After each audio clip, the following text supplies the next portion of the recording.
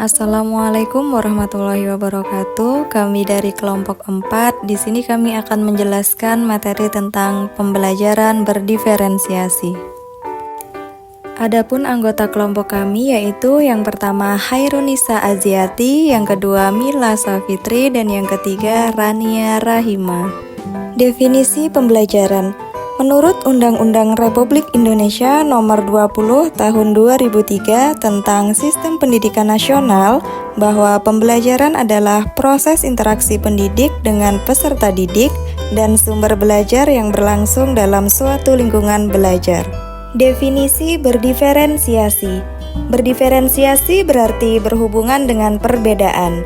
Dalam dunia pendidikan, istilah ini sering digunakan dalam konteks pembelajaran berdiferensiasi, yaitu pendekatan pembelajaran yang disesuaikan dengan kebutuhan individu setiap peserta didik. Definisi pembelajaran berdiferensiasi.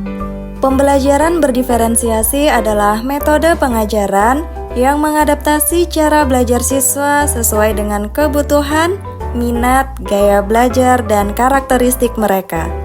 Tujuannya adalah agar setiap siswa dapat belajar dengan lebih efektif dan sesuai dengan kemampuannya, sehingga mereka dapat mencapai potensi maksimal. Unsur-unsur pembelajaran berdiferensiasi ada 4. Yang pertama, konten. Guru melakukan modifikasi pada apa yang akan dipelajari siswa dengan memperhatikan kebutuhan belajar siswa. Yang kedua, proses. Siswa mendapatkan informasi tentang pembelajaran yang baru dan cara belajar yang sesuai dengan kemampuannya. Yang ketiga, produk. Siswa mendapatkan hasil belajar yang baik dari tugas pembelajaran yang dibuat secara beragam. Yang keempat, lingkungan pembelajaran. Kondisi lingkungan belajar yang kondusif dan nyaman dapat membuat siswa lebih fokus. Selanjutnya, di sini saya akan menjelaskan tentang ciri-ciri pembelajaran berdiferensiasi. Yang pertama yaitu bersifat proaktif. Sifat proaktif artinya sejak awal pelajaran, guru secara aktif sudah mengantisipasi kelas yang akan diajarkannya. Caranya adalah dengan merencanakan pembelajaran yang berbeda-beda untuk setiap siswanya. Yang kedua, menekankan kualitas daripada kuantitas. Di sini bukan berarti siswa yang sudah selesai mengerjakan tugasnya akan diberikan lagi tugas tambahan yang sama, tapi siswa tersebut akan diberikan tugas lain yang berbeda agar dapat menambah keterampilannya. Yang ketiga, berakar pada asesmen. Dalam pembelajaran diferensiasi, guru selalu melakukan berbagai asesmen untuk mengetahui kondisi dan tingkat pemahaman siswa pada setiap pembelajaran. Nantinya, hasil asesmen ini akan menjadi umpan balik untuk guru agar dapat menyesuaikan pembelajaran sesuai dengan kebutuhan siswa. Yang keempat, menyediakan berbagai pendekatan. Dalam pembelajaran diferensiasi, ada 4 unsur yang dapat disesuaikan dengan tingkat kesiapan siswa dalam mempelajari materi, minat, dan gaya belajar mereka, yaitu konten atau apa yang mereka pelajari, kemudian ada proses bagaimana mempelajarinya, lalu ada produk apa yang dihasilkan setelah mempelajari, dan lingkungan belajar. Yang kelima, berorientasi pada peserta didik. Dalam hal ini, tugas yang diberikan kepada siswa disesuaikan dengan tingkat pengetahuan awal mereka terhadap materi yang akan diajarkan, sehingga guru perlu merancang pembelajaran yang sesuai dengan tingkat kebutuhan siswanya. Dengan kata lain, guru akan lebih banyak mengatur waktu, ruang, dan kegiatan yang akan dilakukan siswa selama pembelajaran daripada hanya menjelaskan materi saja. Kemudian, keenam, campuran dari pembelajaran individu dan klasikal. Pembelajaran diferensiasi merupakan campuran dari pembelajaran individu dan klasikal. Hal ini bisa dilihat dari penerapannya di dalam kelas, di mana guru memberikan kesempatan pada siswa untuk belajar bersama-sama secara klasikal, tapi bisa juga belajar secara individu. Yang terakhir, bersifat hidup. Bersifat hidup ini artinya adanya kolaborasi terus-menerus antara guru dengan siswa, termasuk dalam hal menyusun tujuan kelas maupun individu. Guru mengawasi bagaimana pelajaran dapat cocok dengan siswa dan bagaimana penyesuaiannya.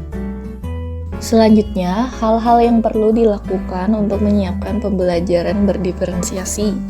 Yang pertama, sebelum menerapkan pembelajaran berdiferensiasi, guru perlu memiliki pemahaman yang mendalam mengenai kebutuhan belajar siswa di sekolah dengan melakukan pemetaan berdasarkan 3 aspek, yaitu kemauan belajar, minat belajar, dan profil belajar siswa.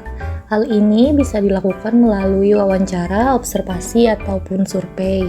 Kemudian, guru bisa mengembangkan desain atau strategi pembelajaran yang berbeda, serta mencari sumber daya tambahan yang sesuai dengan hasil survei kebutuhan siswa.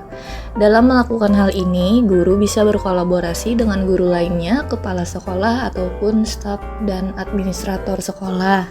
Selanjutnya, guru bisa menawarkan pilihan strategi, materi, dan metode pembelajaran berdiferensiasi kepada siswa di kelas. Dan yang terakhir, guru bisa melakukan evaluasi rutin mengenai penerapan pembelajaran berdiferensiasi yang telah dilakukan. Guru juga bisa meminta feedback dari para siswa maupun orang tua siswa mengenai strategi pembelajaran tersebut. Selanjutnya, teori pendukung pembelajaran berdiferensiasi. Yang pertama, ada menurut Tomlinson dan Mike Tyke pada tahun 2006. Pembelajaran diferensiasi menurut Tomlinson dan Mike Tyke adalah pembelajaran yang memfokuskan diri pada siapa yang mengajar, di mana mengajar, dan bagaimana mengajar. Selanjutnya, menurut Terux 2004, pembelajaran diferensiasi adalah pembelajaran yang menciptakan berbagai alur. Dengan demikian, perbedaan kemampuan, minat, dan pengalaman siswa diserap, digunakan, dikembangkan, dan disajikan sebagai sebuah konsep pembelajaran sehari-hari. Materi selanjutnya yaitu mengenai contoh-contoh yang relevan dalam pengimplementasian pembelajaran berdiferensiasi.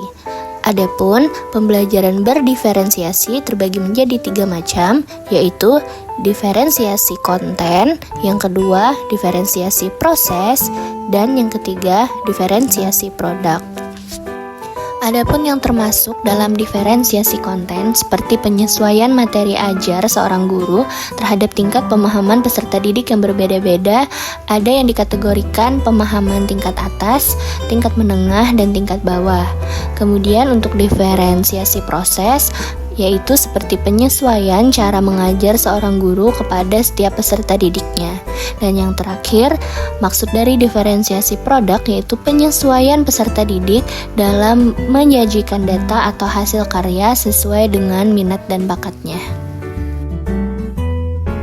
Adapun contoh-contoh relevan yang dapat diaplikasikan seorang guru dalam pembelajaran berdiferensiasi, misalnya dalam pembelajaran matematika, seorang guru dapat menyediakan beberapa tingkat latihan soal. Misalnya ada tingkat dasar, tingkat menengah, dan tingkat lanjut. Adapun tingkatan ini bisa berpatokan pada pemahaman awal peserta didik, apakah sudah memahami atau sedikit memahami ataukah belum memahami, sehingga soal-soal tersebut bisa kita batasi berdasarkan dengan tingkat kognitifnya. Contoh yang lain yaitu dalam pembelajaran ilmu pengetahuan alam, seorang guru dapat menggunakan berbagai metode pembelajaran ataupun medianya, seperti dibedakan menjadi media visual berupa diagram, peta, atau video.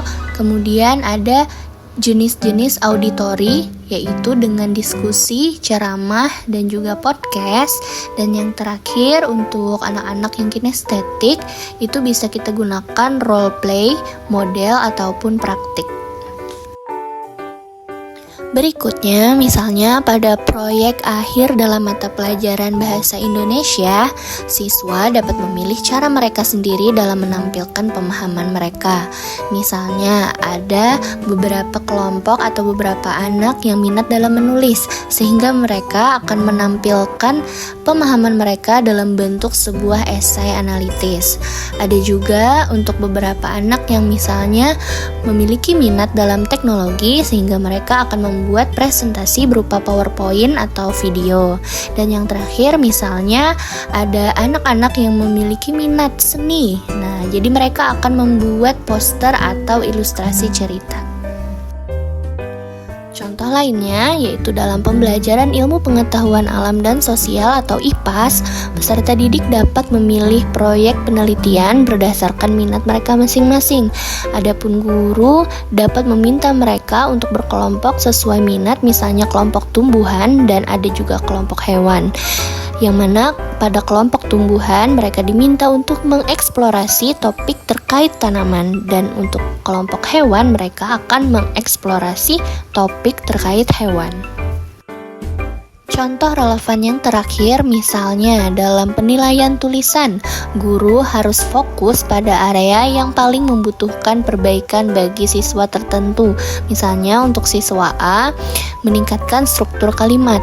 Kemudian untuk siswa B, mengembangkan ide dan argumen. Dan siswa yang C, dia diberi tugas untuk memperbaiki tata bahasa dan ejaan. Baik, demikian presentasi dari kami. Salah khilaf mohon maaf. Semoga dapat dipahami dan memberikan manfaat. Terima kasih. Wassalamualaikum warahmatullahi wabarakatuh.